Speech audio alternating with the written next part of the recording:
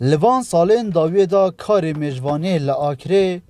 پیشوچون و زیدبون بخواه و دیتیه. گنده خردس ای که جوان جهان گو چند سالکن بر همه که زور هنگوینی لویره هیا و چندیل میجوان جی ویکاری دکن. وی گود بینی تقریبا احتمالا بجم حتی 400 مش هیتین 400 مالا مش صندوق مثلا سعري سعري هاي عسلي بيقول بهم خويت فروشين يا عسلي مشاكر ندو بيتي سيو بين جاتا چلان فروشين هاي عالم بيقول مشكلة ما بيقول رئيسي فروتنا هنجبينيا ويا حكومت ريكو نوغريتن جدار وزور تيتن شيران تيت تركو تيت گلك ارزون الويره جونگبيني ماجيل ويرا پارينو كتن او کسین کار میجوانی دیگن بیجن گلک جورین هنگوین دنها دا دناوا بازاری دا هیا.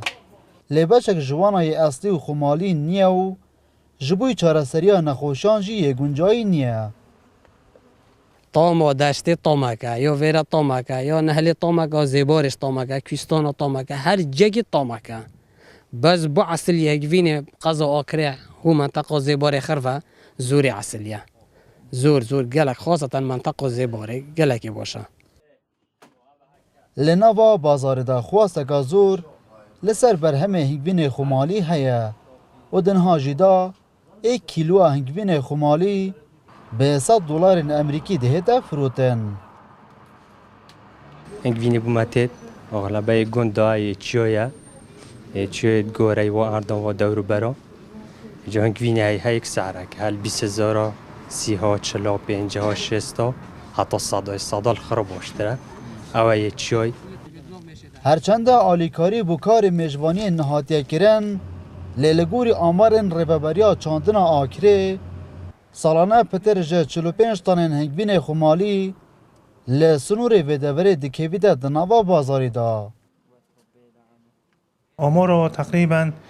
برافزیده بون یعنی تقریبا نزدیکی 12,000 حتی 13,000